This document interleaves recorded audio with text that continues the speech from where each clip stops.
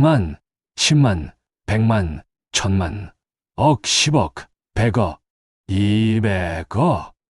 통장에 찍힌 숫자를 다시 세어봤습니다. 0이 몇 개죠? 10개였어요. 틀림없었습니다. 입금 재개발 보상금 200억 원, 잔액 200억 387만 원. 2024년 10월 15일 화요일 오전 10시였습니다. 국민은행 부평지점 창구 앞이었죠. 손에 든 통장이 떨렸어요. 입술을 달싹거렸지만 말은 나오지 않더군요. 저는 통장을 가슴에 꼭 안았어요. 박만수 오랜 62입니다. 그게 저예요. 40년을 건설 현장에서 철근을 날랐습니다. 시멘트를 부었죠. 허리는 디스크가 3군데 생겼어요. 무릎은 반월상 연골이 다 닳아 없어졌습니다. 하루 일당 25만 원. 한 달에 550만 원 정도 벌었어요. 그런 제게 200억이 들어왔습니다. 은행을 나와 버스 정류장 의자에 앉았어요. 통장을 다시 펼쳤습니다. 숫자는 그대로였죠. 꿈이 아니었어요. 30년 전이었습니다. 서울 변두리에 땅 250평을 샀어요. 5천만 원이었죠. 모두가 저를 미쳤다고 했습니다. 집 한 채 살 돈으로 왜 황무지를 사느냐고 했어요. 입을 다물고 버텼습니다. 2024년 재개발이 확정됐어요. 평당 1억 1,600만 원. 250평 곱하기 1억 1,600만 원. 계산기를 두드렸을 때 손이 떨렸었죠. 290억이라는 숫자가 나왔습니다. 세금을 빼면 200억. 그게 제 통장에 들어온 금액이었어요. 그때 떠오른 얼굴들이 있었습니다. 아들 셋이었어요. 사연 시작 전 구독, 좋아요와 함께 어디서 보고 계신지 댓글로 남겨주세요. 사연 시작합니다. 큰아들 민준이가 서울대 법대에 합격했을 때가 기억났습니다. 전화기 너머로 들리는 목소리, 기쁨에 찬 외침이었죠. 가슴이 터질 것 같았어요. 하지만 문제가 있었습니다. 등록금이 학기당 250만 원이었어요. 당시 저는 하루 일당 8만 원을 받는 철근공이었습니다. 한 달에 200만 원 남짓 벌었죠. 새벽 5시에 일어났습니다. 밤 10시에 집에 들어왔어요. 주말도 없었죠. 비가 오나 눈이 오나 현장에 나갔습니다. 허리가 끊어질 것 같았어요. 무릎이 시렸습니다. 이를 악물고 버텼죠. 4년을 그렇게 살았습니다. 민준이가 사법시험에 도전하겠다고 했어요. 학원비가 연간 2천만 원이었습니다. 3년을 다녔죠. 6천만 원이 나갔어요. 집사람은 식당에서 설거지를 시작했습니다. 새벽 4시부터 밤 11시까지였어요. 손이 트고 허리가 아파도 참았죠. 민준이가 사법시험에 합격했습니다. 그리고 미국 유학을 가겠다고 했어요. 하버드 로스쿨이라더군요. 학비가 1년에 1억이었습니다. 3년이면 3억이었죠. 빚을 냈어요. 은행에서, 사채에서, 지인들에게서 그렇게 보냈습니다. 결혼할 때는 2억을 줬어요. 첫 아파트 계약금으로 5억을 보탰습니다. 큰아들에게 쏟아부은 돈은 총 10억 5천만 원이었죠. 둘째 서준이도 마찬가지였습니다. 고려대 경영학과를 나와 미국 MBA를 가겠다고 했어요. 와튼 스쿨이라더군요. 다시 빚을 냈습니다. 집사람은 식당 일과 함께 파출부 일을 시작했어요. 남의 집 화장실을 닦고 마루를 닦았습니다. 무릎이 까지고 손톱이 깨졌죠. 둘째에게 쏟아부은 돈은 총 10억 2천만 원이었습니다. 막내 지훈이가 태어났을 때는 이미 집안 형편이 엉망이었어요. 큰형과 10살 차이가 났습니다. 형들 교육비로 빚이 10억이 넘었죠. 지훈이가 고등학교에 입학할 무렵에는 입학금조차 마련하기 어려웠습니다. 지훈이가 중학교 3학년 때였어요. 큰형 민준이가 미국 유학을 간다고 집에 왔습니다. 명품 가방을 들고 있었죠. 지훈이는 형 옆에 조용히 앉아 있었어요. 눈빛이 부러움으로 가득했습니다. 그날 밤 지훈이 방에서 소리가 들렸어요.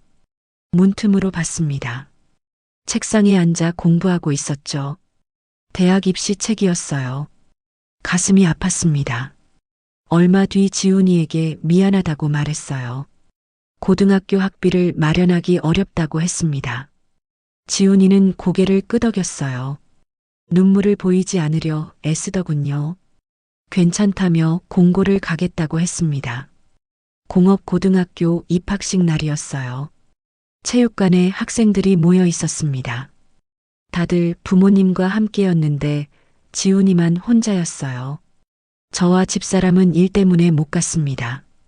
그날 저녁 집에 돌아왔을 때 지훈이가 말했어요.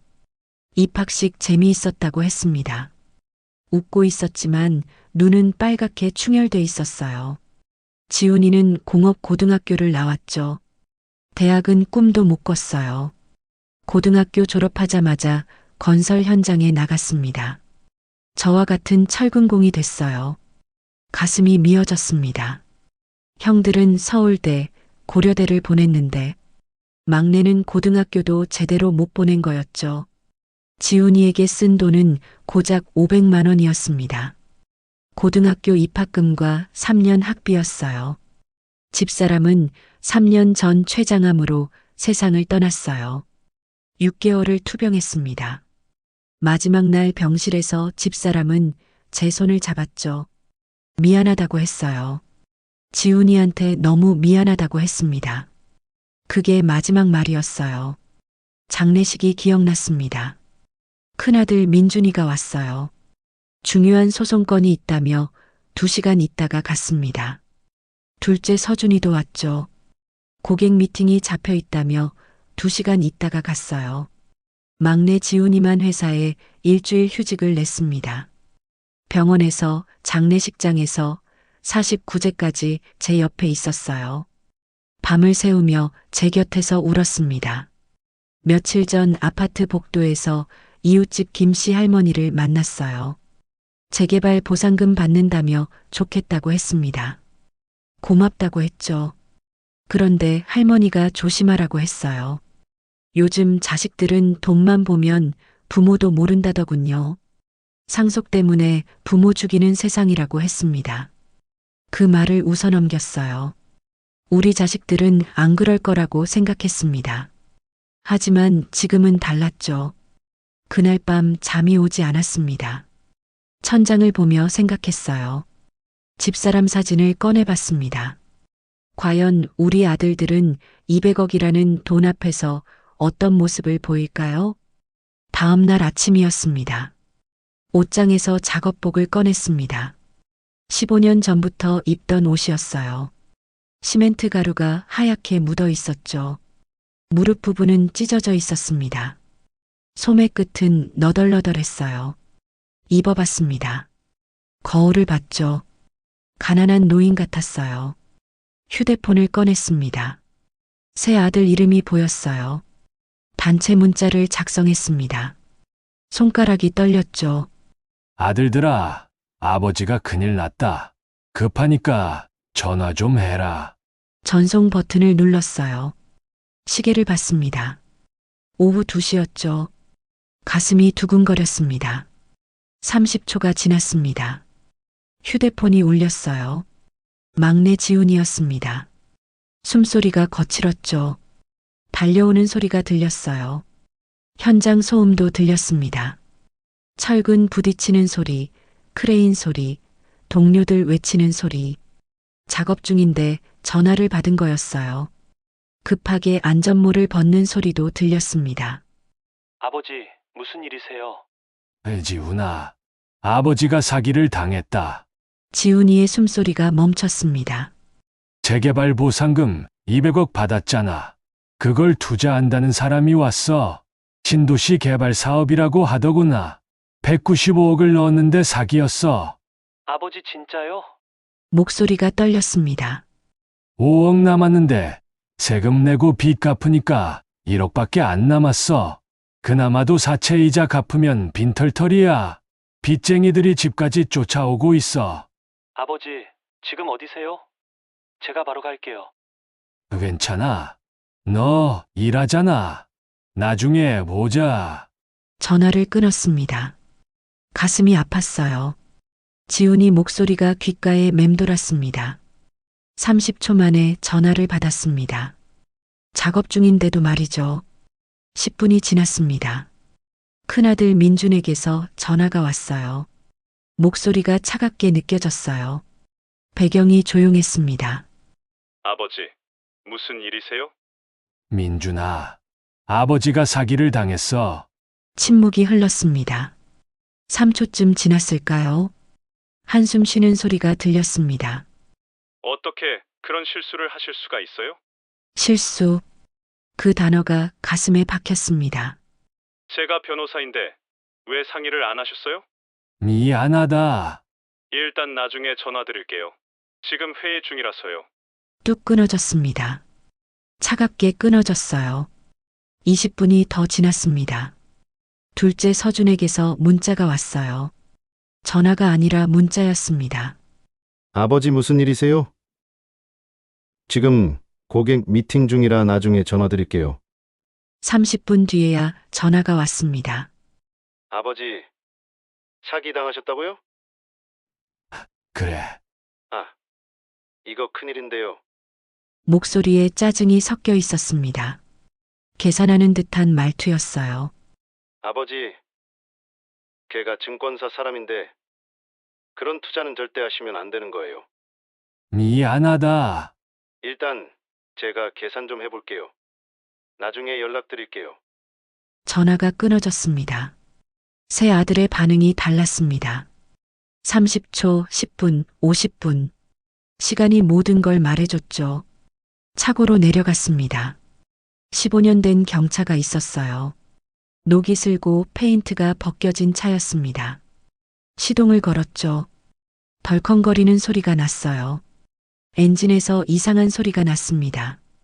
첫 번째 목적지는 서초구 반포였습니다. 큰아들 민준이가 사는 곳이었죠. 내비게이션에 주소를 입력했습니다. 반포자이 펜트하우스 화면에 73.5km가 떴어요. 1시간 20분이라고 나왔습니다. 출발했어요.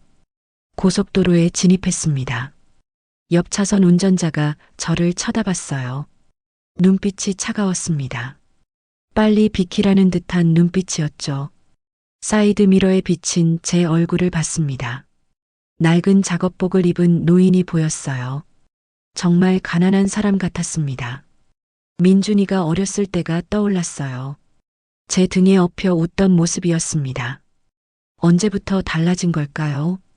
서울대에 합격하고부터였을까요? 미국 유학을 가고부터였을까요? 1시간을 달렸습니다. 강남에 들어섰어요. 풍경이 바뀌었습니다. 고층 빌딩이 즐비했어요. 깨끗한 거리, 명품 매장, 고급 차들.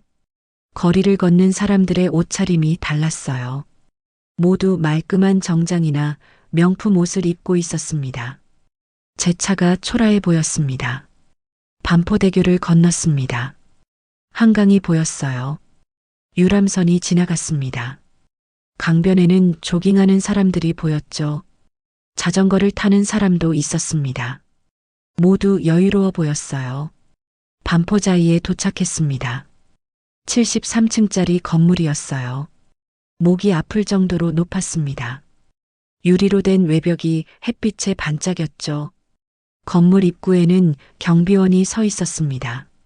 제복을 입고 있었어요. 지하 주차장으로 들어갔습니다. 경비원이 저를 쳐다봤습니다. 의아한 표정이었어요. 온갖 고급 외제차들이 줄지어 서 있었어요. 제 경차를 구석진 곳에 세웠습니다. 한참을 망설였어요. 차에서 내릴까 말까. 손이 떨렸습니다. 심호흡을 했어요. 다시 한번 거울을 봤습니다. 낡은 작업복이 눈에 들어왔어요. 차에서 내렸죠. 엘리베이터를 탔습니다. 거울이 사면에 있었어요. 제 모습이 여러 개 비쳤습니다. 낡은 작업복, 해진 소매, 찢어진 무릎. 초라했습니다. 구부정한 허리, 주름진 얼굴. 거울을 보지 않으려 고개를 숙였어요. 25층 버튼을 눌렀습니다. 엘리베이터가 올라갔어요. 귀가 먹먹했습니다. 속도가 빨랐어요. 10초 만에 25층에 도착했습니다. 문이 열렸어요. 복도가 넓었습니다. 대리석 바닥이 반짝였죠. 벽에는 그림이 걸려 있었습니다. 값비싼 그림 같았어요. 복도에서도 고급스러운 향기가 났습니다. 발걸음이 무거웠습니다. 한 걸음 한 걸음 내디딜 때마다 가슴이 두근거렸어요. 큰아들 집 앞에 섰습니다. 2502호. 현관문이 보였어요. 검은색 고급 문이었습니다. 손잡이가 금빛으로 빛났어요. 손을 들어 초인종을 눌렀습니다. 발소리가 들렸습니다. 누군가 다가오는 소리였죠. 하이힐 소리였습니다. 문 너머에서 인터폰 화면을 보는 기척이 느껴졌습니다. 잠시 침묵이 흘렀어요. 3초쯤 지났을까요? 망설이는 것 같았습니다. 문이 열렸습니다. 큰 며느리 수진이가 서 있었어요. 베이지색 니트 원피스를 입고 있었습니다. 목에 진주 목걸이가 걸려 있었죠. 얼굴에는 화장이 곱게 되어 있었어요. 립스틱이 선명했습니다. 눈빛이 차갑게 느껴졌습니다. 10억 5천만 원을 쏟아부어 키운 큰아들의 집. 큰 며느리가 문을 더 열었습니다. 하지만 비켜서지 않고 문턱에 서서 저를 막고 있었어요. 목소리가 차갑게 느껴졌습니다. 웃고 있었지만 눈은 웃지 않았어요. 갑자기 왜 왔냐는 투였습니다. 전화하셨으면 모시러 갔을 텐데 말은 그렇게 했지만 표정은 달랐어요. 불편해하는 기색이 역력했습니다. 마지못해 비켜섰습니다. 현관으로 들어섰어요. 대리석 바닥이 반짝였습니다. 신발장이 한쪽 벽을 가득 채우고 있었어요. 명품 구두들이 진열돼 있었습니다. 구두만 수십 켤레였습니다. 한 켤레에 100만 원은 넘어 보였어요. 신발을 벗었습니다. 양말에 구멍이 나서 엄지발가락이 삐져나와 있었어요. 큰 며느리가 그걸 봤습니다. 눈썹이 살짝 올라갔어요. 코를 찡긋했습니다. 시선을 돌렸어요. 거실로 들어갔습니다. 입이 다물어지지 않았어요. 60평은 되어 보이는 거실이었습니다. 천장이 3미터가 넘었어요. 크리스털로 된 샹들리에가 반짝이고 있었습니다. 벽면 전체가 와인 셀러였어요. 수백 병의 와인이 보였습니다. 한 병에 수백만 원은 할 것 같았어요. 온도 조절 장치가 돌아가고 있었습니다. 소파는 이태리 명품 가죽이었습니다. 부드러워 보였습니다. 거실 한가운데 대리석 테이블이 있었어요. 테이블 위에는 백합이 꽂힌 꽃병이 놓여 있었습니다. 창밖으로 한강이 보였어요. 유람선이 지나가고 있었습니다. 큰아들 민준이가 소파에 앉아 있었습니다. 노트북을 보고 있었어요. 손목에 롤렉스 시계가 반짝였습니다. 금색 시계였어요. 2천만 원은 넘어 보였습니다. 정장 차림이었죠. 고개를 들었습니다. 하지만 노트북을 닫지는 않았어요. 여기까지 무슨 일이냐고 물었습니다. 전화했으면 자기가 찾아갔을 거라고 했어요. 오늘 바빠서 곤란하다고 했습니다. 시계를 힐끗 봤어요. 3시까지 화상회의가 있다고 했습니다. 소파에 앉으라는 말도 없었습니다. 저는 그냥 섰어요. 거실 한가운데 서 있었습니다. 말을 시작하려는데 휴대폰을 들었습니다. 화면을 보더군요. 전화를 받았어요. 부장님이라고 불렀습니다. 서류 검토 끝났다고 말했어요. 통화를 시작했습니다. 저를 쳐다보지도 않았어요. 저는 거실 한가운데 서 있었습니다. 큰 며느리는 부엌으로 들어가 버렸어요. 5분간 통화가 이어졌습니다. 저는 계속 서 있었어요. 다리가 아팠습니다. 무릎이 시렸어요. 테이블 위에 서류 뭉치가 놓여 있었습니다. 가까이 가서 봤어요. 삼성전자 법률자문 계약서라는 글씨가 보였습니다. 그 아래 수임료 50억 원이라고 적혀 있었어요. 50억이었습니다. 아들이 한 건에 받는 돈이었어요. 통화를 끝냈습니다. 노트북을 다시 봤어요. 무슨 일이냐고 물었습니다. 저를 보지 않았어요. 화면을 보면서 말했습니다. 사기당했다고 말했습니다. 한숨을 쉬었어요. 길게, 깊게 쉬었습니다. 어떻게 그런 실수를 하느냐고 했어요. 자기가 변호사인데 왜 상의를 안 했냐고 했습니다. 목소리에 짜증이 섞여 있었어요. 은행에서 자기 체면이 있다고 했습니다. 아버지 일 때문에 자기가 곤란해질 수 있다고 했어요. 법조계가 좁다고 했습니다. 체면, 곤란, 법조계 같은 단어들만 나왔어요. 큰 며느리가 커피를 가져왔습니다. 쟁반에 커피 2잔이 있었어요. 민준 앞에 하나를 놓더니 자기 앞에 하나를 놓았어요. 제 앞에는 없었습니다. 물 한 잔도 없었어요. 며느리는 소파에 앉았습니다. 다리를 꼬았어요. 커피를 마시며 휴대폰을 봤습니다. 저는 여전히 서 있었어요. 어쩌려고 왔냐고 물었습니다. 노트북을 보면서 말했어요. 저를 보지 않았습니다. 빚쟁이들이 쫓아온다고 말했습니다. 당분간 여기 머물 수 있냐고 물었어요. 순간 거실이 조용해졌습니다. 민준이 며느리를 봤어요. 며느리가 민준을 봤습니다. 두 사람의 눈빛이 교환됐어요. 3초쯤 지났을까요? 집이 좁다고 했습니다. 60평 집이 좁다고 했어요. 애들 방도 있고 서재도 있고 며느리 드레스룸도 있어서 방이 없다고 했습니다. 솔직히 말하자면 자기도 요즘 회사에서 구조조정 얘기가 나온다고 했어요. 경기가 안 좋아서 자기도 불안하다고 했습니다. 며느리가 끼어들었습니다. 애들 국제학교 학비가 1년에 1억 5천이라고 했어요. 집 대출도 20억 남았다고 했습니다. 20억 대출이라고 했어요. 하지만 이 집 시세는 60억입니다. 민준이가 자리에서 일어났습니다. 서재로 들어갔어요. 안에서 서랍 여는 소리가 들렸습니다. 금고 여는 소리도 들렸어요. 1분쯤 지나 나왔습니다. 손에 지갑을 들고 있었어요. 검은색 명품 지갑이었습니다. 안에서 돈을 꺼냈어요. 10만 원권 10장이었습니다. 10장이었습니다. 100만 원이었습니다. 제 손에 쥐어줬습니다. 종이가 차갑게 느껴졌어요. 일단 이거라도 받으라고 했습니다. 자기도 여유가 없다고 했어요. 고시원이라도 알아보라고 했습니다. 연락하라고 했어요. 손에 든 돈을 받습니다. 100만 원이었어요.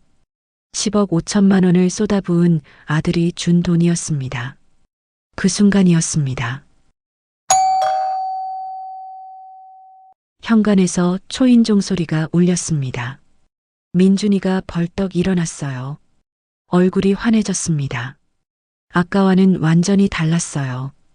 현관으로 달려갔습니다. 빠른 걸음이었어요. 문 여는 소리가 들렸습니다. 택배 기사의 목소리가 들렸어요. 명품 가방 배송 왔다고 했습니다. 며느리가 소파에서 벌떡 일어났습니다. 비명을 질렀어요. 드디어 왔다고 외쳤습니다. 하이힐을 신고 현관으로 뛰어갔어요. 큰 주황색 상자 2개를 들고 거실로 들어왔습니다. 로고가 선명했어요. 비싼 명품 가방이었습니다. 바닥에 내려놓고 뜯기 시작했습니다. 에르메스라고 하더군요. 며느리 손이 떨리고 있었어요. 리본을 풀었습니다. 상자 뚜껑을 열었어요. 안에서 검은 가방이 나왔습니다. 며느리가 환호했습니다. 가방을 들어 올렸어요. 이리저리 돌려보며 감탄했습니다. 너무 예쁘다고 외쳤어요. 완전 레어템이라고 했습니다. 악어 가죽이라며 손으로 쓰다듬었어요. 민준이가 웃으며 말했습니다. 버킨백이라고 했어요. 한 개에 2,800만 원이라고 했습니다.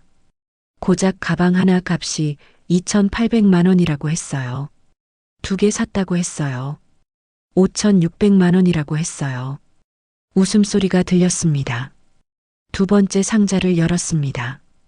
이번엔 베이지색 가방이 나왔어요.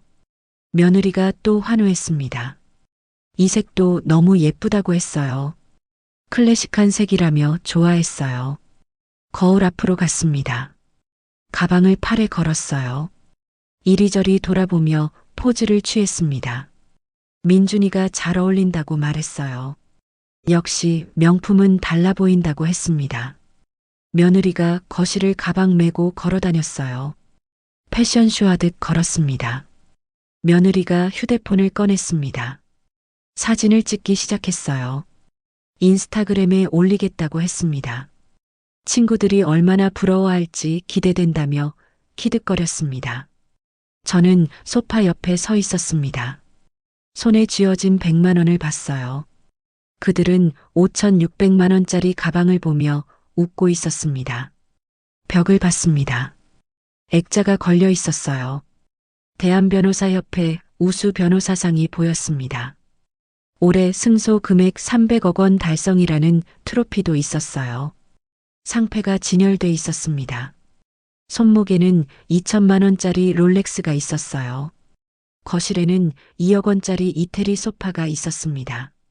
그런데 아버지한테는 100만 원이었습니다. 자리에서 일어났습니다. 다리가 후들거렸어요. 나가겠다고 말했습니다. 민준이 돌아봤어요. 벌써 가냐고 물었어요. 점심이라도 하고 가라고 했습니다. 하지만 진심은 아닌 것 같았어요. 며느리는 거울만 보고 있었습니다. 다른 데 들를 데가 있다고 말했습니다. 현관으로 나왔어요. 신발을 신었습니다. 구멍난 양말이 보였어요. 뒤돌아봤어요. 민준과 며느리는 다시 가방을 들여다보고 있었습니다. 주황색 상자가 바닥에 널려 있었어요. 아무도 저를 배웅하지 않았습니다. 문을 닫았습니다. 한 번 더 뒤를 돌아봤습니다. 2,502호 검은 문이 보였어요. 꼭 다른 세상 같았습니다. 그 안에서 웃음소리가 새어나오고 있었어요. 엘리베이터를 탔습니다. 거울에 비친 제 얼굴이 보였어요. 눈가가 빨갛게 충혈돼 있었습니다. 손을 펼쳤습니다. 100만 원이 손바닥에 놓여 있었어요. 10억 5천만 원을 쏟아부어 키운 아들이 준 돈은 100만 원이었습니다. 그런데 그는 방금 5,600만 원짜리 가방을 샀습니다. 며느리가 샀죠. 18배가 넘었습니다. 엘리베이터가 1층에 도착했습니다. 로비를 지나 주차장으로 갔습니다. 차에 올라탔습니다. 두 번째 목적지로 출발했습니다. 강남역이었어요. 둘째 아들 서준이가 일하는 증권사였습니다. 10억 2천만 원을 쏟아부은 둘째 아들, 과연 그는 아버지한테 얼마를 줄까요? 강남역 근처였습니다. 고층 빌딩들이 즐비했어요. 차를 세울 곳을 찾았습니다. 유료 주차장이 보였어요. 30분에 5천 원이라고 적혀 있었습니다. 비쌌어요. 하지만 다른 곳이 없었습니다. 주차장에 차를 세웠습니다. 주변에 온통 외제차에 제 차는 낡고 초라했어요. 녹슨 부분이 더 도드라져 보였습니다. 빌딩으로 들어갔습니다. 로비가 넓었어요. 주가 그래프가 움직이고 있었어요. 코스피 지수가 실시간으로 올라가고 있었습니다. 엘리베이터를 탔습니다. 23층 버튼을 눌렀습니다. 미래에셋증권 프라이빗 뱅킹 센터라는 간판이 보였어요. 유리문 너머로 넓은 사무실이 보였습니다. 직원들이 컴퓨터 앞에 앉아 있었어요. 모니터가 수십 대 켜져 있었습니다. 화면마다 숫자들이 빠르게 움직였어요. 빨간색, 파란색 그래프가 춤을 췄습니다. 직원들은 헤드셋을 끼고 통화하고 있었어요. 네, 회장님, 지금 매수 타이밍입니다. 같은 말들이 들렸습니다. 유리문을 열고 들어갔습니다. 안내 데스크가 보였습니다. 젊은 여직원이 앉아 있었어요. 정장 차림이었습니다. 화장이 곱게 되어 있었어요. 둘째 아들 서준이를 찾는다고 말했습니다. 여직원이 저를 위아래로 훑어봤어요. 눈빛이 차갑게 느껴졌습니다. 예약이 있냐고 물었어요. 아버지라고 말했습니다. 여직원이 놀란 표정을 지었어요. 잠시만 기다리라고 했습니다. 전화기를 들었어요. 3분쯤 지났을까요? 둘째 아들 서준이가 나왔습니다. 블랙 정장을 입고 있었어요. 넥타이가 단정했습니다. 손목에는 고급스런 시계가 있었어요. 머리에 왁스를 발랐는지 반짝였습니다. 저를 보더니 눈썹이 찌푸려졌어요. 당황한 표정이었습니다. 왜 갑자기 왔냐고 물었어요. 목소리가 작았습니다. 주변을 의식하는 것 같았어요. 이야기 좀 하자고 말했습니다. 서준이가 시계를 봤어요. 지금 바빠서 곤란하다고 했습니다. 고객 미팅이 있다고 했어요. 잠깐만이라고 말했습니다. 서준이가 한숨을 쉬었어요. 5분만이라며 회의실로 안내했습니다. 복도를 걸었습니다. 지나가는 직원들이 저를 쳐다봤습니다. 회의실에 들어갔습니다. 타원형 테이블이 있었어요. 가죽 의자가 놓여 있었습니다. 벽면에는 대형 모니터가 걸려 있었어요. 주가 차트가 표시되고 있었습니다. 서준이가 문을 닫았습니다. 블라인드를 내렸어요. 밖에서 안 보이게 했습니다. 무슨 일이냐고 물었습니다. 서서 물었어요. 앉으라는 말도 없었습니다. 사기당했다고 말했습니다. 서준이 얼굴이 굳었어요. 정말이냐고 물었습니다. 빚쟁이들이 쫓아온다고 말했습니다. 돈을 좀 빌려줄 수 있냐고 물었어요. 서준이가 손으로 얼굴을 감쌌습니다. 한숨을 길게 쉬었어요. 어떻게 그럴 수 있냐고 말했습니다. 서준 역시 자기한테 왜 상의를 안 했냐고 했어요. 자기가 증권 전문가인데 말이에요. 미안하다고 말했습니다. 서준이가 회의실을 왔다 갔다 했어요. 손으로 머리를 쓸어 올렸습니다. 신경질적으로 넥타이를 만졌어요. 자기도 지금 힘들다고 했습니다. 회사에서 실적 압박이 심하다고 했어요. 이번 분기 목표를 못 채우면 자기도 위험하다고 했습니다. 팀장한테 매일 욕먹는다고 했어요. 고객들은 수익률이 낮다고 불평한다고 했습니다. 스트레스로 머리카락이 빠진다고 했어요. 책상 위에 서류가 놓여 있었습니다. 가까이 가서 봤어요. 포트폴리오 운용 실적, 수익률 23% 달성이라고 적혀 있었습니다. 아래에 고객 자산 총액 500억 원이라는 숫자가 보였어요. 500억을 관리하는데 힘들다고 했습니다. 서준이가 휴대폰을 꺼냈습니다. 계산기를 켰어요. 뭔가 계산하기 시작했습니다. 손가락이 빠르게 움직였어요. 숫자를 두드리더군요. 화면을 들여다보며 인상을 찌푸렸습니다. 얼마나 필요하냐고 물었습니다. 저는 말을 못했어요. 서준이가 다시 물었습니다. 얼마냐고 했어요. 많이는 아니고 조금만이라고 말했습니다. 서준이가 한숨을 쉬었어요. 구체적으로 말하라고 했습니다. 1,000만 원만 빌려달라고 말했습니다. 서준이 손이 멈췄어요. 1,000만 원이라고 되물었습니다. 고개를 끄덕였습니다. 서준이가 휴대폰을 내려놨어요. 팔짱을 꼈습니다. 솔직히 말하겠다고 했습니다. 자기도 지금 현금이 없다고 했어요. 집 대출이 15억이라고 했습니다. 차 할부도 남았다고 했어요. 아이들 학원비도 만만치 않다고 했습니다. 매달 나가는 돈이 1,000만 원이 넘는다고 했어요. 그러면서도 명품 시계를 차고 있었습니다. 정장도 수백만 원짜리 같았어요. 구두도 반짝였습니다. 서준이가 지갑에서 카드를 꺼냈습니다. 체크카드였어요. 이거 쓰라고 건넸습니다. 한도가 500만 원이라고 했어요. 비상금이라며 아껴 쓰라고 했습니다. 다 쓰면 곤란하다고 했어요. 카드를 받았습니다. 플라스틱이 차갑게 느껴지더군요. 손에 쥐고 봤습니다. 서준이가 어렸을 때가 떠올랐어요. 제 손을 꼭 잡고 걷던 모습이었습니다. 초등학교 입학식 날 새 가방을 사달라고 조르던 모습도 기억났어요. 그때는 5만 원짜리 가방도 비싸서 고민했었습니다. 그때였습니다. 휴대폰이 울렸어요. 서준이가 화면을 봤습니다. 고객이라며 받아야 한다고 했어요.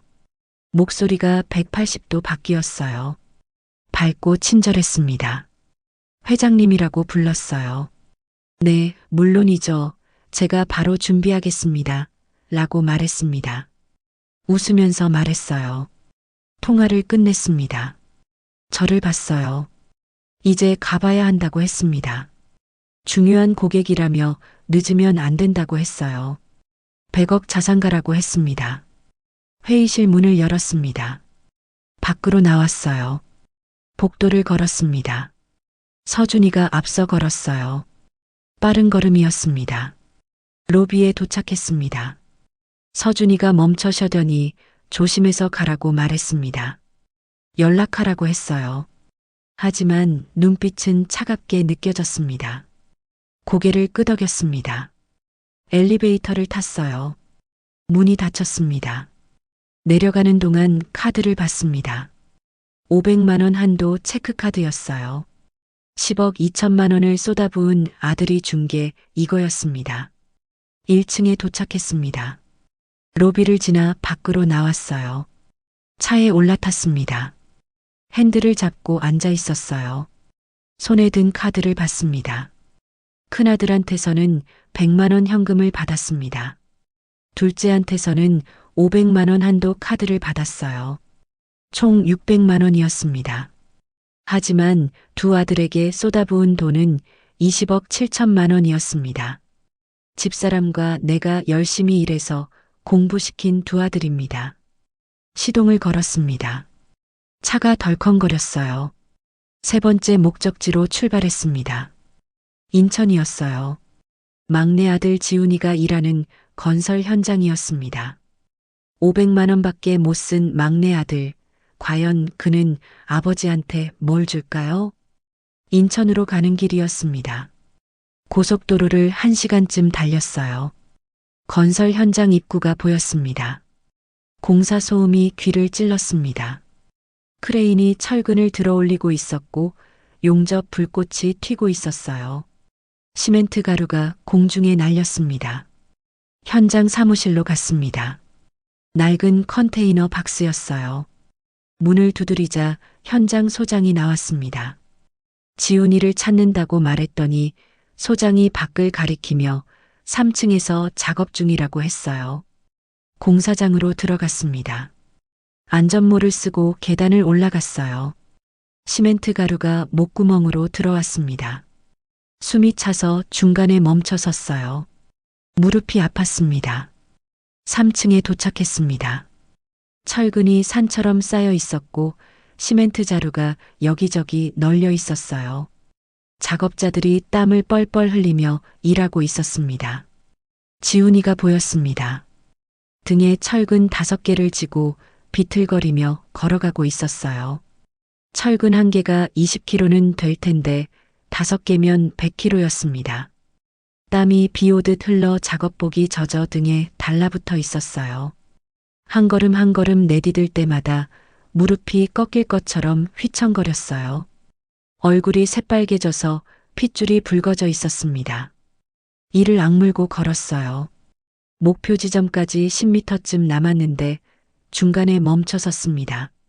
숨을 헐떡거렸어요. 다시 힘을 내서 걸었습니다. 동료 작업자가 도와주려 다가왔지만 손을 저으며 괜찮다고 했어요. 혼자 힘으로 끝까지 가려는 것 같았습니다. 마침내 목표 지점에 도착해서 철근을 내려놓았어요. 그대로 주저앉아 숨을 몰아쉬었습니다. 이름을 불렀습니다. 고개를 돌리며 저를 봤어요. 눈이 커졌습니다. 철근을 급하게 내려놓고 달려왔어요. 얼굴에 걱정이 가득했습니다. 제 손을 잡았습니다. 철근을 나르느라 거칠어진 손이었어요. 굳은 살이 두껍게 박혀 있었고 여기저기 상처가 나 있었습니다. 괜찮냐고 물었어요. 무슨 일이냐며 목소리가 떨렸습니다. 그냥 얼굴 보고 싶어서 왔다고 말했습니다. 지훈이가 주변을 둘러봤어요. 동료들이 쳐다보고 있었습니다. 소장님한테 말씀드리고 오겠다며 컨테이너로 뛰어갔어요. 5분쯤 지나 돌아와서 30분 시간을 받았다고 했습니다. 현장을 나와 근처 김밥 천국으로 갔습니다. 낡은 간판에 페인트가 벗겨진 식당이었어요. 지훈이가 물을 떠서 제 앞에 놓고 메뉴판을 봤어요. 뭐 드시고 싶냐고 물었습니다. 김밥만 시키자고 했더니 고개를 저으며 오늘 월급 받았다고 했어요. 자기가 산다며 돈가스 2개와 김밥, 우동까지 주문했습니다. 음식이 나왔습니다. 지훈이가 돈가스를 제 앞에 놓고 김밥도 놓으며 많이 드시라고 했어요. 요즘 너무 마르셨다며 걱정스러운 얼굴로 쳐다봤습니다. 먹는 모습을 보며 행복한 표정으로 웃고 있었어요. 그래서 무슨 일이냐고 물었습니다. 돈가스를 씹으며 생각했어요. 거짓말을 시작해야 했습니다. 사기당한 이야기를 했어요. 재개발 보상금 195억을 날렸다고 말했습니다. 지금 1억밖에 안 남았다고 했어요. 빚쟁이들이 쫓아온다고 말했습니다. 지훈이 얼굴이 하얗게 질렸습니다. 젓가락을 떨어뜨렸어요. 입술이 파르르 떨렸습니다. 눈물이 글썽이더니 뚝 떨어졌어요. 형들한테는 이야기했냐고 물었습니다. 다녀왔다고 말했어요. 뭐라고 하셨냐는 질문에 큰아들한테서 100만 원 받은 이야기를 했습니다. 둘째한테서 500만 원 카드 받은 이야기도 했어요. 지훈이가 고개를 숙이고 주먹을 꽉 쥐었어요. 손등에 핏줄이 붉어졌습니다. 한참을 그렇게 있다가 고개를 들어 눈물을 닦았어요. 형들이 그렇게 했냐며 목소리가 떨렸습니다. 잠깐만 기다리라며 자리에서 일어나 밖으로 나갔습니다. 유리문 너머로 휴대폰을 꺼내 전화하는 모습이 보였어요. 누군가와 진지하게 이야기하고 있었습니다. 고개를 끄덕이고 손짓을 하며 이야기했어요. 10분쯤 지나 돌아와서 앉았습니다. 심호흡을 하더니 저를 똑바로 쳐다봤어요. 아버지, 제가 돈을 모았어요. 결혼 자금으로 모은 거예요. 5년 동안 모았어요. 가슴이 철렁했습니다. 지훈아, 그건 안 돼. 아버지, 괜찮아요. 저 아직 결혼 안 하잖아요. 여자친구 있잖아. 은지한테 미안하잖아. 은지도 이해할 거예요. 제가 지금 전화했어요. 은지도 아버지 도와드리래요. 눈물이 날 것 같았습니다. 참았어요. 얼마나 모았는데? 3천만 원이요. 제 통장에 다 있어요. 3천만 원이었습니다. 5년 동안 모은 돈이었어요. 하루 일당 25만 원 받으면서 모은 돈이었습니다. 점심도 굶으면서 모은 돈이었어요. 비가 오나 눈이 오나 현장에 나가서 모은 돈이었습니다. 그건 내 결혼 자금이라고 말했습니다. 지훈이가 제 손을 잡았어요. 아버지가 저 키우느라 얼마나 고생하셨냐며 말했습니다. 형들은 대학도 보내주시고 유학도 보내주셨지만 자기는 공고라고 한 번도 서운하다고 생각 안 했다고 했습니다. 집안 사정이 어려운 거 알았다고 말했어요. 아버지가 최선을 다하신 거 안다고 했습니다. 형들은 받기만 했지만 자기는 이제 드리고 싶다며 3천만 원 다 드리겠다고 했어요. 같이 살자고 했습니다.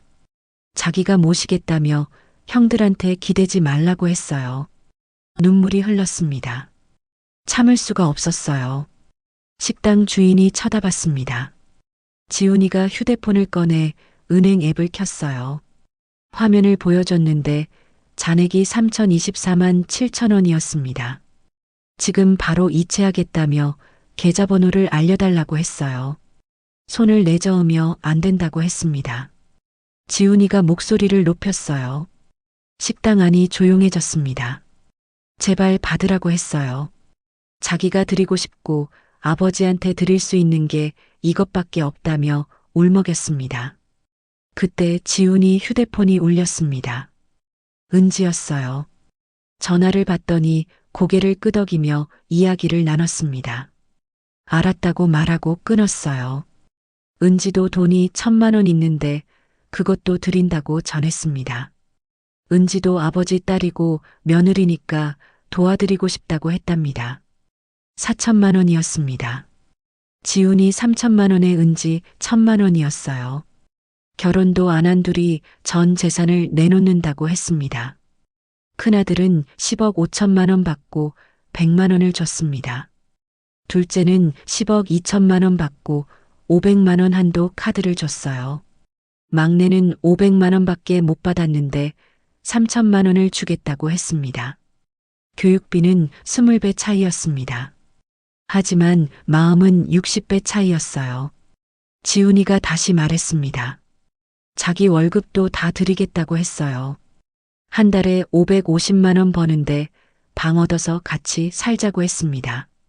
자기가 모시겠다고 했어요. 일어나서 지훈이를 안았습니다. 꽉 안았어요. 미안하다고 말했습니다. 너한테 너무 미안하다고 했어요. 지훈이도 저를 안으며 등을 두드렸습니다. 괜찮다며 이제 잘 살자고 했어요. 지훈이 어깨가 떨렸습니다. 울고 있었어요. 저도 눈물이 멈추지 않았습니다. 식당 안이 조용했어요. 주인 아주머니가 앞치마로 눈물을 닦고 있었습니다. 옆 테이블 손님도 코를 훌쩍이고 있었어요. 누군가 한숨 쉬는 소리가 들렸습니다. 한참을 안고 있었습니다.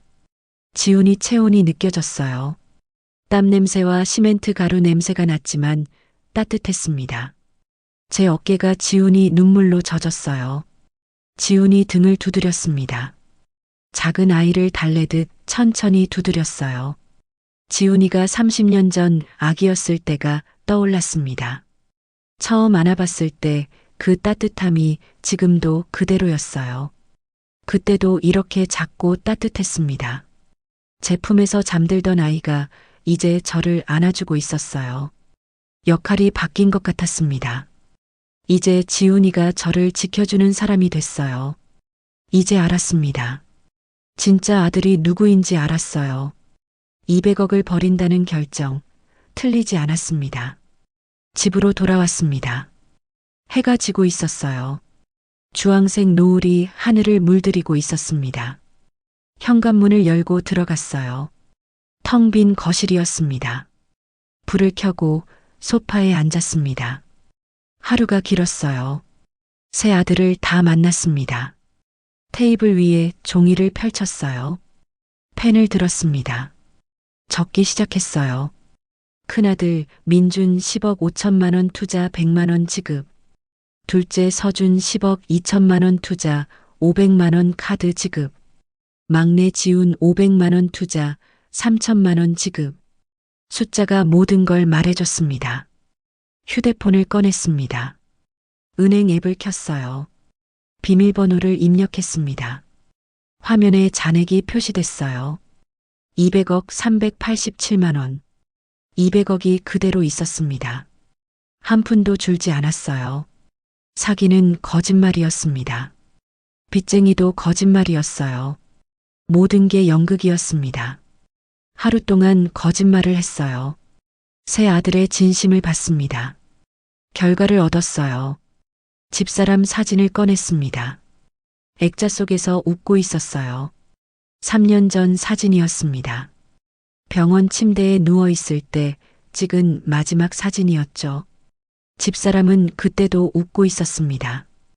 여보, 당신 말이 맞았어. 지훈이가 진짜 아들이야. 눈물이 떨어졌습니다. 사진 위에 떨어졌어요. 손으로 조심스럽게 닦았습니다. 아내가 병상에서 했던 말이 생생하게 떠올랐습니다. 췌장암 말기였어요. 의사가 한 달이라고 했습니다. 그날 밤 집사람이 제 손을 잡았습니다. 지훈이 이야기를 했어요. 형들한테 미안하지만 지훈이가 제일 효자일 거라고 했습니다. 돈을 못 줘서 미안한데 오히려 그게 약이 될 거라고 했어요. 배고픈 사람이 밥맛을 안다고 했습니다. 부족한 사람이 감사를 안다고 했어요. 그때는 이해하지 못했습니다. 아내가 아파서 하는 소리인 줄 알았어요. 이제 알았습니다. 집사람이 맞았어요. 노트북을 켰습니다. 유언장 파일을 열었어요. 2주 전에 작성한 파일이었습니다. 처음에는 공평하게 나눠주려고 했었어요.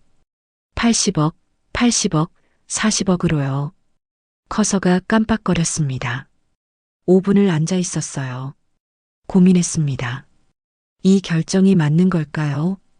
민준이 얼굴이 떠올랐습니다. 5,600만 원짜리 버킨백을 사면서 웃던 얼굴이었어요. 큰 며느리가 명품 구두를 자랑하던 모습도 떠올랐습니다.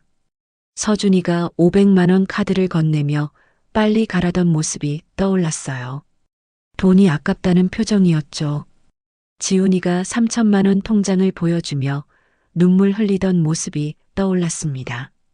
결혼 자금을 다 드리겠다던 목소리가 귓가에 맴돌았어요. 결정했습니다. 지우개를 눌렀습니다. 새로 타자를 쳤어요. 큰아들 민준 3억, 둘째 서준 5억, 막내 지훈 192억. 계산기를 두드렸습니다. 3억 더하기 5억 더하기 192억은 200억이었어요. 딱 맞았습니다. 파일을 저장했습니다. 내일 변호사 사무실에 전화하기로 했어요. 공증을 받아야 했습니다. 휴대폰이 울렸습니다. 지훈이었어요. 문자였습니다.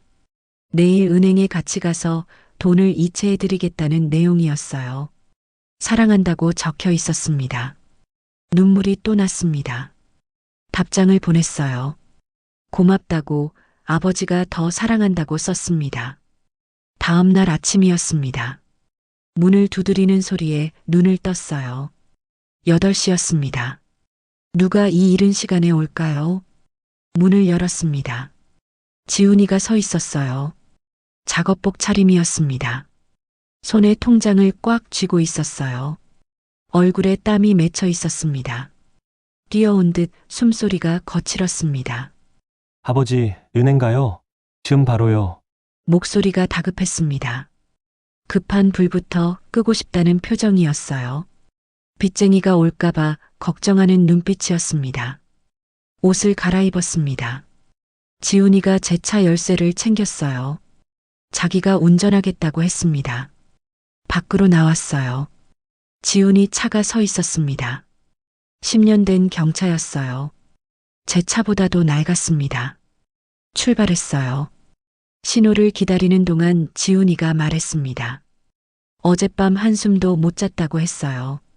아버지 생각에 잠이 안 왔다고 했습니다. 은지도 밤새 울었다고 했어요.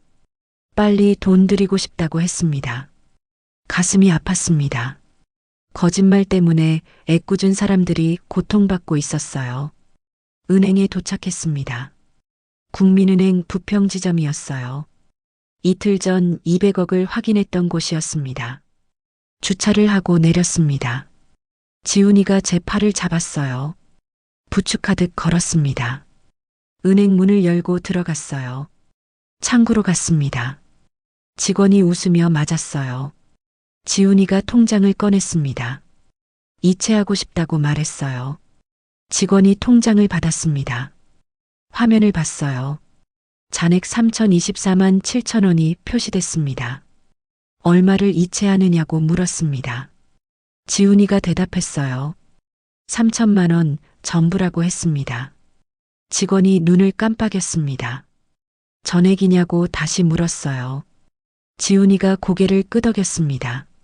안 된다고 말했습니다. 지훈이가 놀란 표정을 지었어요. 왜 그러냐고 물었습니다. 지훈이 눈에 눈물이 고였습니다. 빚쟁이들이 온다고 위험하다고 말했습니다. 결혼은 나중에 해도 된다고 했어요.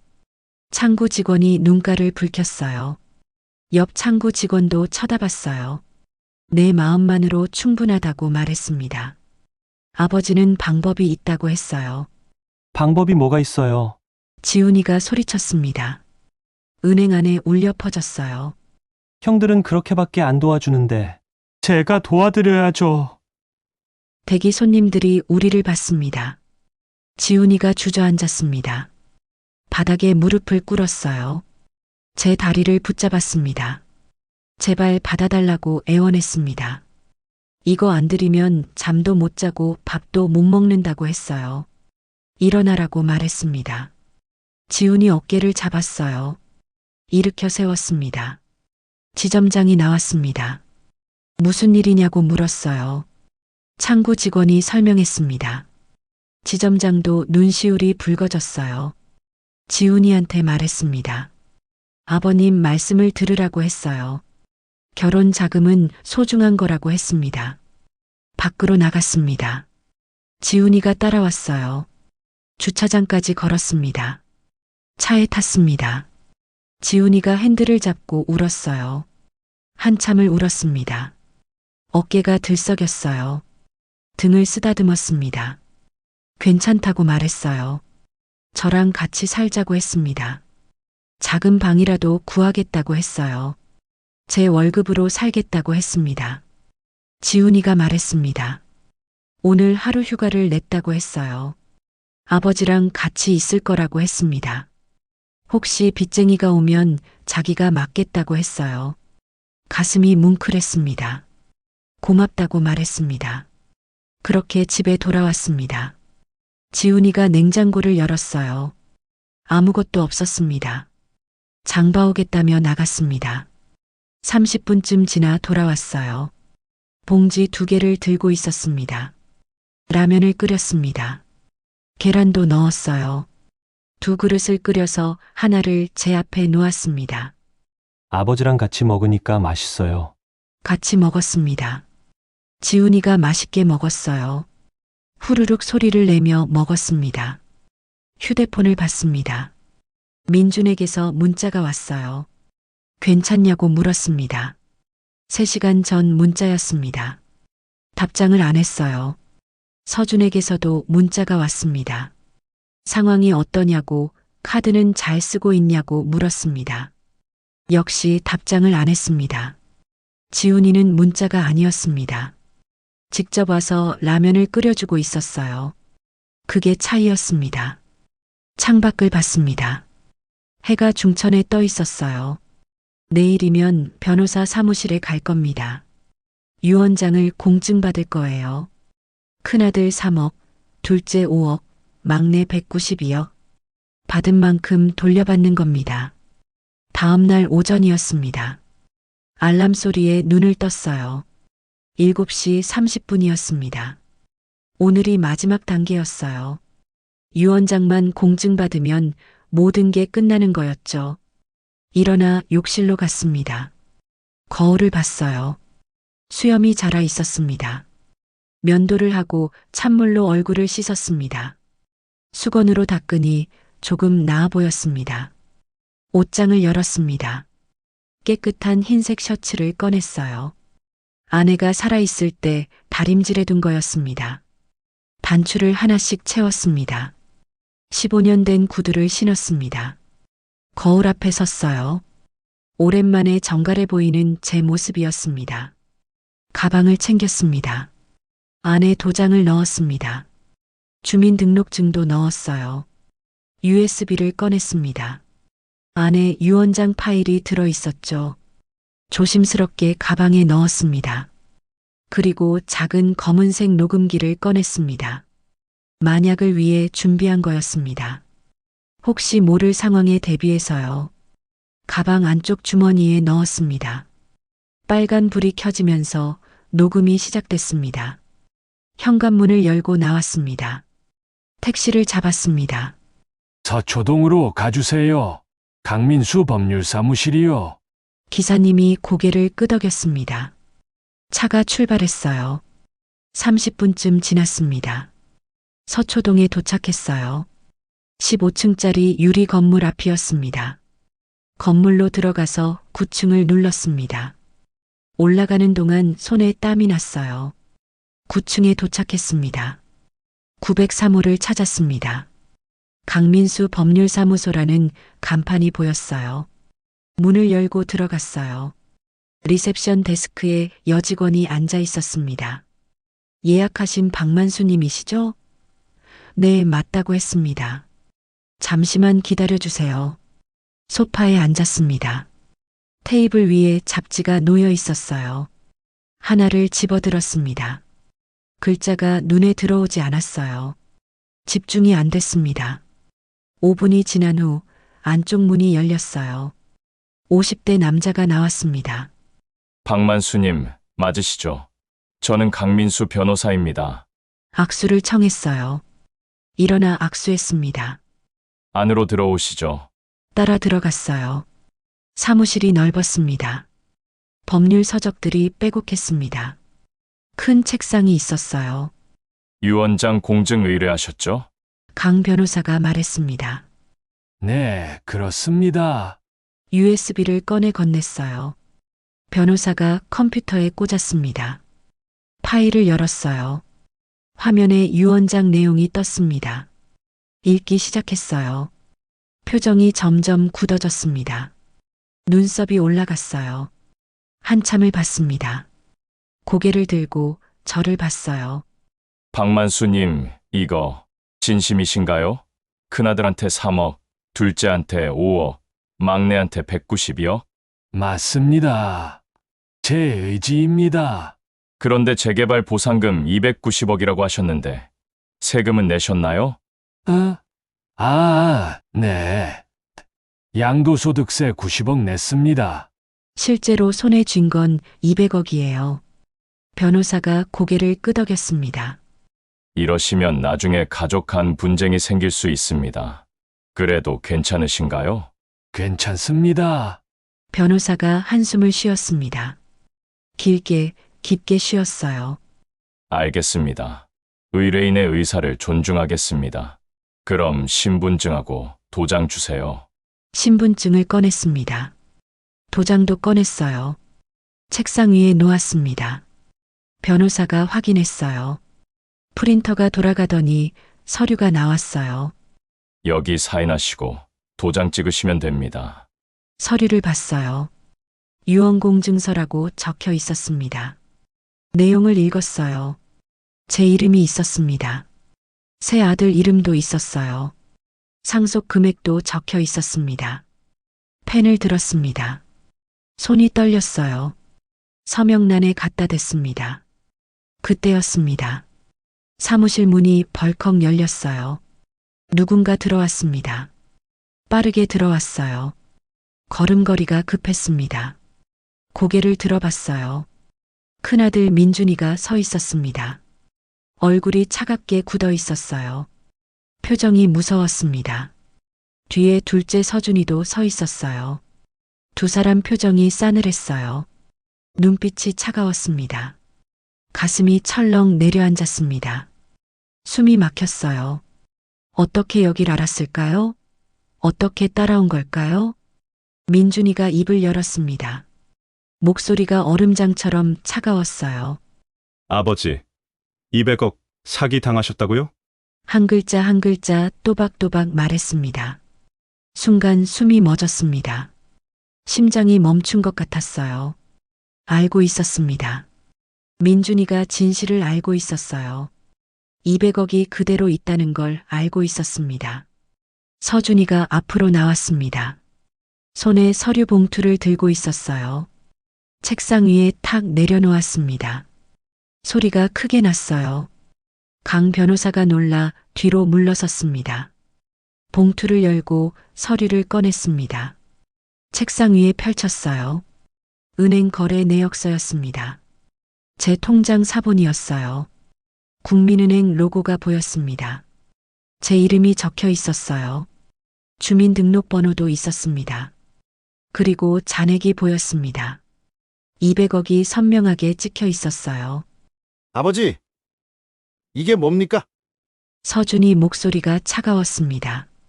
분노가 섞여 있었어요. 어떻게 이걸 봤냐?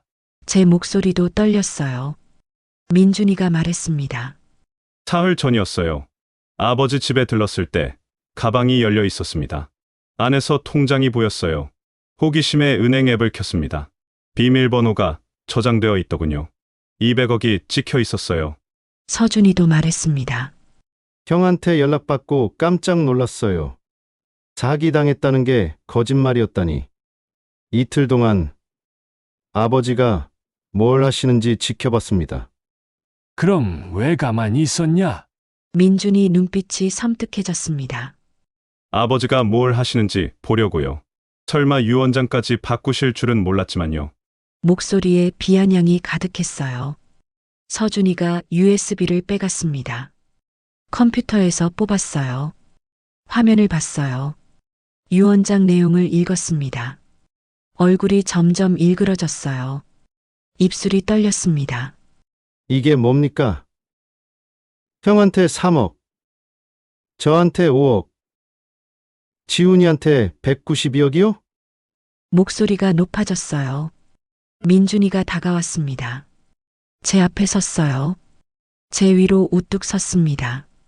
내려다보는 눈빛이 차가웠습니다. 살기마저 느껴졌어요. 아버지, 농담 그만하세요. 천천히 말했습니다. 한 글자씩 또박또박요. 서준이도 다가왔습니다. 반대편에 섰어요. 두 아들이 저를 에워쌌습니다. 좌우에서 압박했어요. 숨이 막혔습니다. 아버지, 유 원장 다시 쓰세요. 민준이가 말했습니다. 명령조였습니다. 공평하게 66억으로요. 그게 맞는 겁니다. 강 변호사가 끼어들었습니다. 잠깐만요. 두 분, 이건 의뢰인의 의사이고 강제로 바꿀 수는 없습니다. 법적으로. 민준이가 변호사를 쏘아봤습니다. 눈빛이 날카로웠어요. 강 변호사님, 아버지가 지금 정상이신 것 같으세요? 200억 사기 당했다고 거짓말하시고 유 원장을 이따위로 쓰시는 분이요. 이게 정상입니까? 서준이가 가방을 열었습니다. 안에서 또 다른 서류를 꺼냈어요. 책상 위에 내려놓았습니다. 강 변호사가 집어들었어요. 읽기 시작했습니다. 표정이 굳어졌어요. 정신과 진단서였습니다. 서울대학교 병원이라고 적혀 있었어요. 제 이름이 있었습니다. 진단명이 보였어요. 경도 인지장애 의심, 판단력 저하 소견이라고 써 있었습니다. 한 달 전 일이 떠올랐습니다. 민준이가 건강검진 받으러 가자고 했었어요. 병원에 같이 갔었죠. 내과 검진하고 나서 정신과도 가자고 했었습니다. 기억력 검사 한번 받아보시라고 했었어요. 그때 검사를 받았었습니다. 그게 이렇게 쓰일 줄이야. 이거면 후견인 신청 충분합니다. 서준이가 말했습니다. 법원에 청구하면 인용될 겁니다. 피가 거꾸로 솟았습니다. 머리가 어지러질했어요. 이게 제가 키운 자식들이었습니다. 10억씩 쏟아부어 키운 자식들이었어요. 민준이가 제 어깨에 손을 올렸습니다. 힘이 들어갔어요. 아팠습니다. 선택하세요, 아버지. 유 원장 공평하게 다시 쓰시든지 아니면 후견인 신청당하시든지. 사무실 안이 조용해졌습니다. 에어컨 소리만 들렸어요. 위잉 소리가 귓가를 울렸습니다. 강 변호사가 당황한 표정으로 저를 봤습니다. 저는 두 아들을 번갈아 봤습니다. 민준이, 서준이. 제가 40년 목숨 걸고 키운 아들들이었어요. 차가운 눈빛이었습니다. 돈 앞에서 완전히 변한 얼굴들이었어요. 낯설었습니다. 잠깐. 제가 말했습니다. 가방을 열었어요. 안에서 작은 녹음기를 꺼냈습니다. 빨간 불이 켜져 있었습니다. 녹음 중이라는 표시였어요. 이게 뭡니까? 서준이 소리쳤습니다. 오늘 아침부터 녹음하고 있었다. 택시 탈 때부터 여기서 무슨 일이 일어날지 몰라서 다 녹음됐다. 민준이 얼굴이 하얗게 변했습니다. 문 밖에서 발소리가 들렸습니다. 빠른 발소리였어요. 뛰어오는 소리 같았습니다. 복도를 달려오고 있었어요. 사무실 문이 벌컥 열렸습니다. 문이 활짝 열렸습니다. 지훈이가 숨을 헐떡이며 들어왔어요. 작업복 차림이었습니다. 얼굴에 땀이 비 오듯 흘러내리고 있었어요. 뛰어온 것 같았습니다. 아버지, 제게 달려왔어요. 민준이가 앞을 가로막았습니다. 서준이도 막아섰어요. 지훈이가 형들을 밀쳤습니다. 힘껏 밀었어요. 오늘 아침 형들 차가 아버지 집 앞에 있는 걸 봤다고 했습니다. 수상해서 따라왔다고 했어요. 문 밖에서 다 들었다고 했습니다. 유언장 바꾸라는 협박도, 후견인 신청 위협도 전부 들었다고 했어요. 민준이가 입을 열었습니다. 지훈이가 말을 끊었어요. 자식이 할 짓이 아니라고 소리쳤습니다. 서준이가 소리를 질렀어요. 내가 뭘 아냐고 했습니다. 지훈이도 소리쳤습니다. 아버지가 얼마나 미안해 하셨는지 안다고 했어요. 형들한테는 10억씩 줬는데 자기한테는 500만 원밖에 못 줘서 얼마나 마음 아파하셨는지 안다고 했습니다. 목소리가 떨렸어요. 눈물이 고였습니다. 500만 원도 감사하다고 말했습니다. 그 돈으로 용접 기술을 배웠다고 했어요. 지금 제 손으로 돈을 번다고 했습니다. 아버지가 준 건 더 큰 거였다고 했어요. 스스로 살아가는 힘이었다고 했습니다. 눈물이 뺨을 타고 흘러내렸습니다. 지훈이가 울고 있었어요. 민준이가 비웃었습니다. 감동적인 연기라고 했어요. 192억 받으려고 노력한다고 비꼬았습니다. 지훈이가 고개를 저었습니다. 필요 없다고 말했어요. 192억 다 필요 없다고 했습니다. 3천만 원으로 은지랑 결혼하겠다고 했어요. 그걸로 충분하다고 했습니다. 서준이가 코웃음 쳤습니다. 나중에 후회할 거라고 했어요. 지훈이가 단호하게 말했습니다. 후회 안 한다고 했어요. 돈보다 중요한 게 있다고 했습니다. 아버지 마음이라고 했어요. 저는 지훈이를 봤습니다. 작업복을 입은 막내 아들이었어요. 땀에 젖은 얼굴이었습니다. 거친 손이었어요. 하지만 눈빛만은 맑았습니다. 진심이 담긴 눈빛이었어요. 일어났습니다. 민준이와 서준이를 밀쳤어요. 지훈이한테 걸어갔습니다. 지훈이 앞에 섰어요. 고맙다고 말했습니다. 지훈이가 고개를 저었습니다. 자기가 더 감사하다고 했어요. 민준이가 다가왔습니다. 정신 차리라고 했어요. 유언장 다시 쓰라고 했습니다. 닥쳐라. 처음으로 큰 소리를 냈습니다. 민준이 눈이 커졌어요. 서준이도 놀란 표정이었습니다.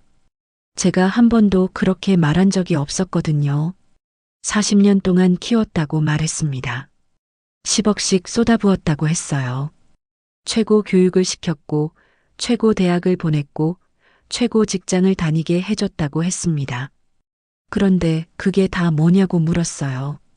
내가 위기에 처했을 때 너희가 뭘 했냐고 물었습니다.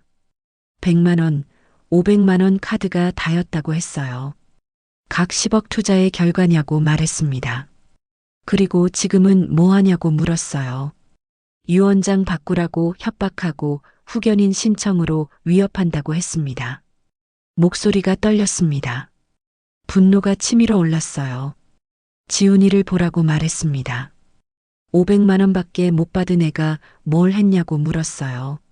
3천만 원을 모아서 전부 주겠다고 했다고 말했습니다. 결혼 자금 전부를요. 강 변호사가 조용히 지켜보고 있었습니다. 리셉션 직원도 문 밖에서 서 있었어요. 모두가 숨죽이고 있었습니다. 유언장은 바꾸지 않는다고 선언했습니다. 지훈이한테 192억, 너희한테 3억, 5억이라고 말했어요. 이게 최종 결정이라고 했습니다. 서준이가 소리쳤습니다. 손을 들어 막았어요. 후견인 신청하고 싶으면 하라고 말했습니다. 녹음기를 들어 올렸어요. 이 녹음 파일이 법정에 나가면 어떻게 되냐고 물었습니다. 아버지를 협박한 기록이라고 했어요. 상속 결격 사유가 되지 않냐고 물었습니다. 민준이 얼굴이 하얗게 질렸습니다. 정신과 진단서는 강제로 받게 한 거 아니냐고 물었습니다. 내가 거부했는데 계속 권유했다고 말했어요. 그것도 다 증거가 있다고 했습니다. 강 변호사가 고개를 끄덕였습니다. 그 경우 진단서 효력이 약해질 수 있다고 말했어요. 민준이와 서준이가 서로를 봤습니다. 당황한 표정들이었어요. 계산이 틀어진 거였죠. 나가라. 2번 다시 내 앞에 나타나지 마라. 민준이가 입술을 깨물었습니다. 서준이가 주먹을 쥐었어요. 하지만 아무 말도 하지 못했습니다. 할 말이 없었던 거죠. 두 사람이 사무실을 나갔습니다. 문이 닫혔어요. 발소리가 멀어졌습니다. 강 변호사가 서명하겠냐고 물었습니다. 고개를 끄덕였어요. 책상 앞에 앉았습니다. 펜을 들었어요. 서명란에 이름을 썼습니다. 박만수, 또박또박 썼어요. 도장도 찍었습니다. 꾹 눌러 찍었어요. 유언공증이 완료됐다고 변호사가 말했습니다. 지훈이가 제 옆에 섰습니다. 손을 잡아줬어요. 따뜻한 손이었습니다. 거친 손이었지만 온기가 느껴졌어요. 아버지, 집에 가요. 그래. 가자. 밖으로 나왔습니다. 햇빛이 눈부셨어요. 가을 하늘이 맑았습니다. 구름 한 점 없는 파란 하늘이었어요. 바람이 불었습니다. 시원했어요. 지훈이 차로 걸어갔습니다. 낡은 경차였어요. 지훈이가 시동을 걸었습니다. 엔진 소리가 거칠었어요. 하지만 힘차게 돌아갔습니다. 오늘 저녁에 은지 데려와도 될까요? 그래. 데려와라. 아버지가 저녁 살게. 감사합니다, 아버지. 차가 출발했습니다. 창밖을 봤어요. 서울거리가 지나갔습니다. 사람들이 걸어가고 있었어요. 차들이 달리고 있었습니다. 빌딩들이 햇빛에 반짝였어요. 평범한 하루였습니다. 하지만 제게는 특별한 하루였어요. 집사람 얼굴이 떠올랐습니다. 웃고 있는 얼굴이었어요. 병실에서 찍은 마지막 사진 속 얼굴이었습니다. 행복해 보이는 얼굴이었어요. 여보, 당신 말이 맞았어. 지훈이가 진짜 아들이야. 눈물이 흘러내렸습니다. 뺨을 타고 흘렀어요. 턱까지 흘렀습니다. 행복한 눈물이었어요. 후회 없는 눈물이었습니다. 지훈이가 라디오를 켰습니다. 조용한 음악이 흘러나왔어요. 기타 소리였습니다. 차창을 조금 내렸어요. 가을 바람이 들어왔습니다. 집으로 가는 길이었습니다. 막내 아들과 함께 가는 길이었어요. 진짜 아들과 함께요.